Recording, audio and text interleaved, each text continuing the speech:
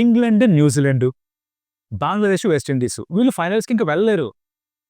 ఎవడడిగాడు భయ్యా నిన్ను? Okay okay okay okay శ్రీలంకకి పాకిస్తాన్కి ఒక అవుట్ సైడ్ ఛాన్స్ ఉందంట. మమ్మల్ని ఏం చేయమంటా బే? ఫ్రస్ట్రేషన్ వద్దు.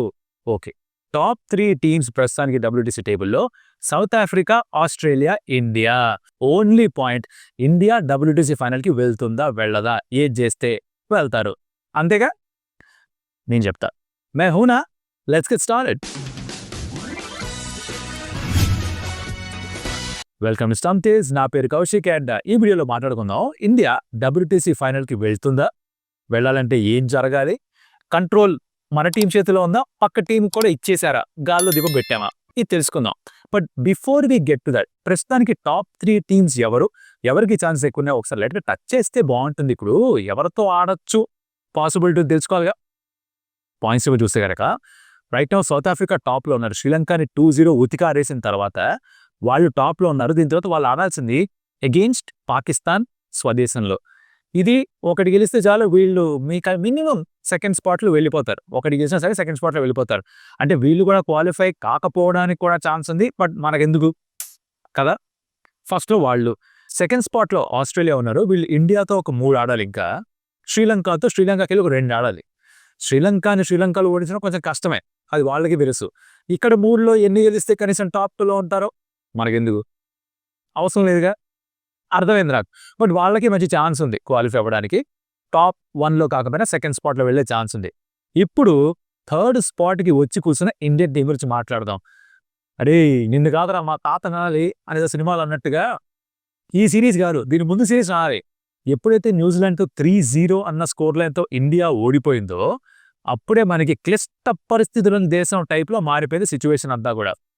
ఇప్పుడు ఉన్న సినారియోస్ ఏంటి మాట్లాడుకుందాం. ఇండియా గనక డబ్ల్యూటీసీ ఫైనల్కి వెళ్ళాలి అంటే టాప్ 2 స్లాట్స్లో ఉండాలిగా, సరే కనీసం సెకండ్ పొజిషన్లో వెళ్ళాలిగా. అలా జరగాలి అంటే గ్రహాలన్నీ కూడా సెట్ అవ్వాలి. ఎలాగో ఎక్స్ప్లెయిన్ చేస్తా. 3 సినారియోస్ ఉన్నాయి. బెస్ట్ సినారియో, గుడ్ సినారియో, శానా బ్యాడ్ సినారియో. బెస్ట్ సినారియోతో స్టార్ట్ చేస్తా. ఇండియాకి ఎన్ని మ్యాచ్లు మిగిలినాయి? ఇంకా 3 మిగిలినాయి. దీంట్లో 2 గెలిచి 1 డ్రా చేస్తే, 2 గెలిచి 1 డ్రా చేస్తే అంటే ఈవెన్చువల్గా score line 3-1 in favour of India ఉంటే సెకండ్ స్పాట్లో డబ్ల్యూటీసీ ఫైనల్కి వెళ్ళిపోవచ్చు. ఇంకా ఎవరు ఎలా గెలిచినా, ఎవరిని ఓడించినా, ఏ సావు వచ్చినా మనకు అనవసరం. They can cry there cry, they can die there death.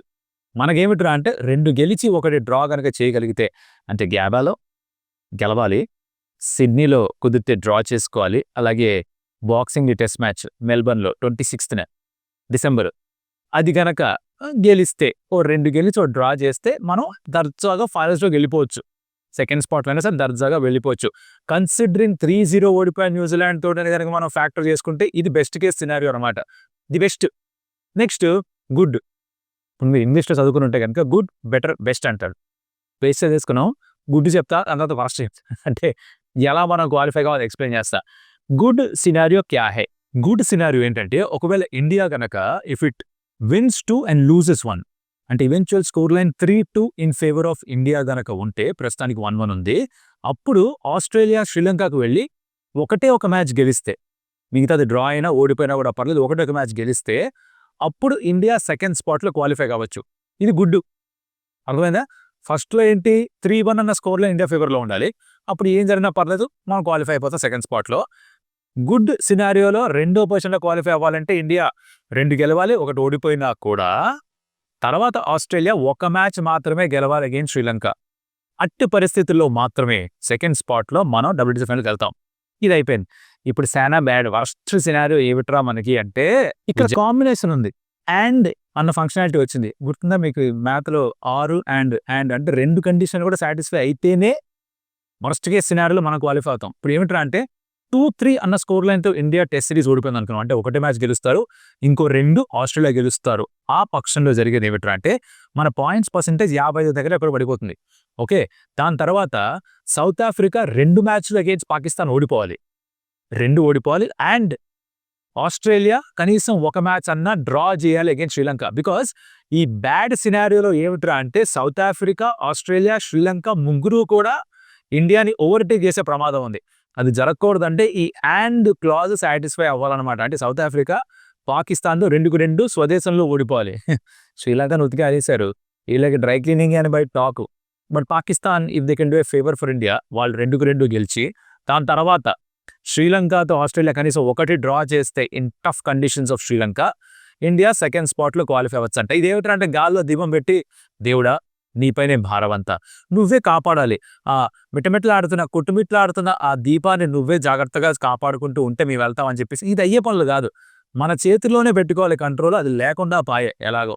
ఇప్పటికీ ఉండాలంటే ఏమిటి చాలా సింపుల్. మిగిలిన 3 టెస్ట్ మ్యాచెస్‌లో 2 గెలిచి, 1 డ్రా గనుక చేసుకోగలిగితే మీన్స్ స్కోర్ ఆఫ్ 3-1 గనుక తీసుకురాగలిగితే ఆహా! నథింగ్ లైక్ ఇట్ ఇండియా హ్యాపీగా క్వాలిఫై అయిపోతారమ్మా. ఇంతే. మిగతా వాళ్ళు ఏం చేస్తారు?